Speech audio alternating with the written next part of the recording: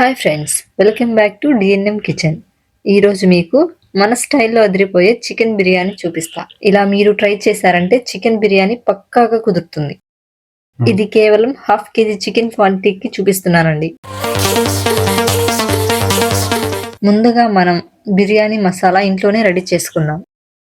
బిర్యానీ మసాలాకి కావలసినవి: ధనియాలు 2 స్పూన్లు, వెల్లుల్లి రెమ్మలు 2 నుంచి 3, లవంగాలు ఒక 4, దాల్చిన చెక్క ఒక ముక్క, షాజీరా 1 స్పూన్, జీలకర్ర 1 స్పూన్, జాపత్రి 1, అనాస్ పువ్వు 1, బిర్యానీ ఆకులు 2, చిన్న ఎండు కొబ్బరి ముక్క, యాలుకలు 3, మిరియాలు 1/2 స్పూన్, 3 ఎండుమిర్చి. ముందుగా పొయ్యి మీద పాన్ పెట్టి వేడయ్యాక ధనియాలు జీలకర్రతో సహా అన్ని వేసి దోరగా వేయించుకోండి. ఇవి కాస్త చల్లారాక చిన్న మిక్సీ జార్ తీసుకొని అందులో వేసి మరీ మెత్తగా కాకుండా చిన్న పలుకులుగా ఉండే విధంగా మిక్సీ పట్టుకోవాలి. ఈ విధంగా ఉండాలి. ఇప్పుడు దీనిని ఒక గిన్నెలోకి తీసుకోండి. 3 పచ్చిమిర్చిని 2గా కట్ చేసి తీసుకోండి. ఒక నిమ్మకాయను కట్ చేసి నిమ్మరసం తీసుకోండి. ఇప్పుడు బిర్యానీకి కావలసినవి చూద్దాం. 3 బిర్యానీ ఆకులు, 3 మరాఠీ మొగ్గ, 1 జాజికాయ, జాపత్రి, అనాస పువ్వు, కొద్దిగా దాల్చిన చెక్క, లవంగాలు 5 నుంచి 6 వరకు తీసుకోండి. పుదీనా కొద్దిగా, కొత్తిమీర కొద్దిగా. 5 నుంచి 6 వరకు ఉల్లిగడ్డలను తీసుకోండి. వాటిని పొడవుగా చిన్నగా కట్ చేసి పెట్టుకోండి. నా దగ్గర ప్రీతి జోడియాక్ మిక్సర్ ఉంది. ఉల్లిపాయలను కట్ చేసే ఆప్షన్ కూడా ఉంది. ఇలా నేను మిక్సీ పడితే అదే కట్ చేసి పెడుతుంది.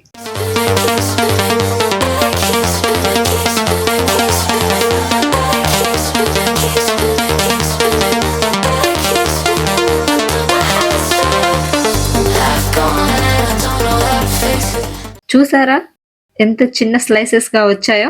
ఇలా రావాలి. ఇప్పుడు నాన్ స్టిక్ ప్యాన్ ఒకటి తీసుకోండి. అందులో శుభ్రంగా కడిగిన హాఫ్ కేజీ చికెన్ ని తీసుకోండి. ఇందులో ఫ్రెష్ గా తయారు చేసుకున్నటువంటి అల్లం వెల్లుల్లి పేస్ట్ ని 1 స్పూన్ నిండుగా వేయండి. దీన్ని ఈ విధంగా బాగా కలుపుకోండి. అందులోనే 1 స్పూన్ వరకు ఉప్పు, కొద్దిగా పసుపు, కారం సరిపడా వేసి బాగా కలపండి. చికెన్లో అన్నీ ఒకేసారి వేసి కలపడం కంటే కూడా ఒక్కొక్కటి వేసి బాగా కలిపితే ఆ ఫ్లేవర్ అనేది ముక్కకి బాగా పడుతుంది. బిర్యానీలోకి వేసుకునే అన్ని ఐటమ్స్ ఇందులోకి జాపత్రి, జాజికాయ అన్ని ఐటమ్స్ ఇలా వేసుకోండి. మళ్ళీ వీటిని బాగా కలపండి. తరువాత ఇందులోనే ముందుగా తయారు చేసుకున్నటువంటి బిర్యానీ మసాలా 2 స్పూన్లు, గరం మసాలా 1 స్పూన్ వేసి బాగా కలపండి.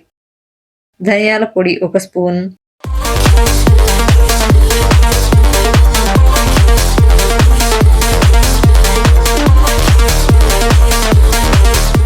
ముక్కకి ఈ విధంగా మసాలా బాగా పట్టాలి.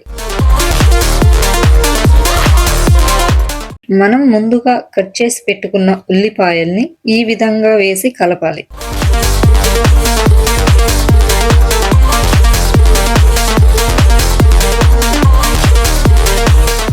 తరువాత కొద్దిగా పుదీనా, కొద్దిగా కొత్తిమీర,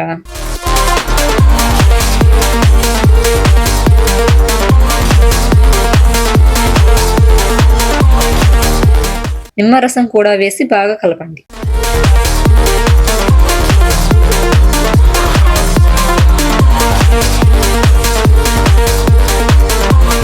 ఇందులోనే సరిపడా ఆయిల్ వేయండి.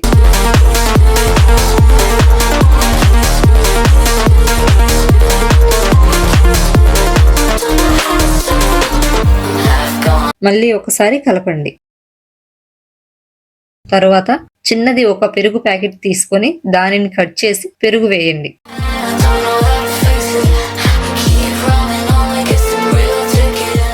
దీనిని బాగా కలపండి.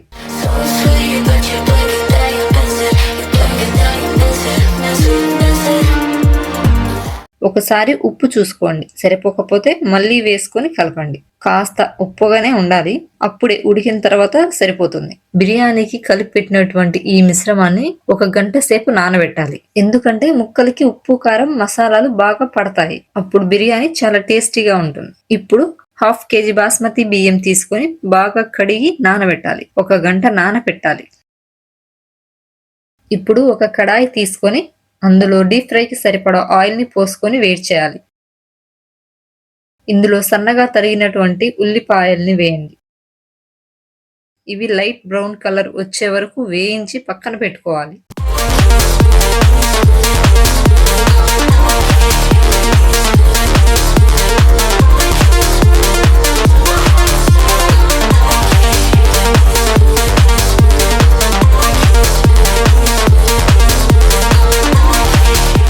ఇలా తుంచితే తునిగిపోవాలి. ఉల్లిపాయలు అలా వేగాలి.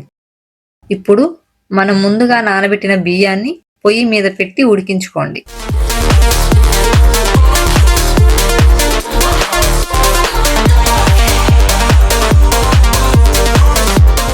అందులోనే షాజీరా, చెక్క, లవంగాలు, కొంచెం కొత్తిమీర, పుదీనా వేయండి. ఇందులో కొద్దిగా ఉప్పును కూడా వేయండి.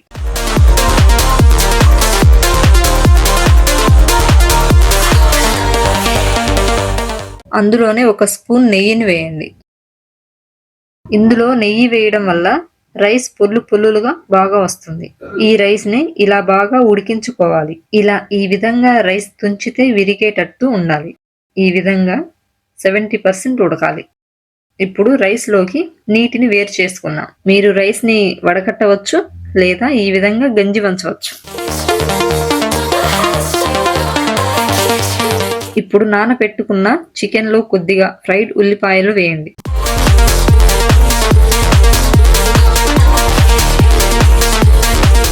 తరువాత మీరు చూస్తున్న విధంగా కొద్దిగా రైస్ వేయండి. అది 4 మూలల సమానంగా సర్దండి. మళ్ళీ రైస్ పైన ఫ్రైడ్ ఆనియన్స్ కొద్దిగా వేయండి. ఆ తర్వాత పూర్తిగా రైస్ వేయండి.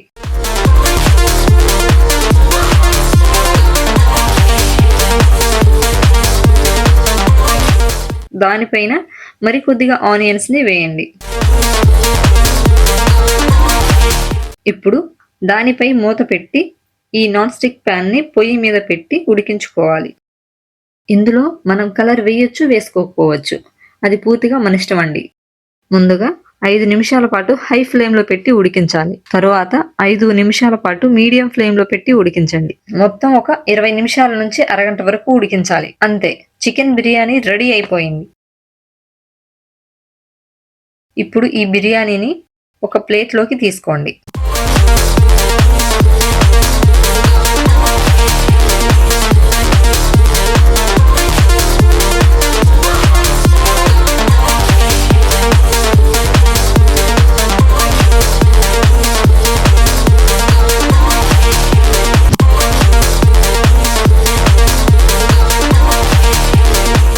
ఒక్కసారి ముక్కని ఇలా పట్టుకుంటే చూసారా ముక్క ఎలా ఉడికిందో? ఈ ముక్క కంటే కూడా లైట్ గా మాడిన ముక్క ఇంకా టేస్టీగా ఉంటుంది. ఈ వీడియో మీకు నచ్చినట్లయితే సబ్స్క్రైబ్ చేసి లైక్ అండ్ షేర్ చేయండి. ట్రై చేసి కామెంట్ రూపంలో చెప్పండి. Thank you friends.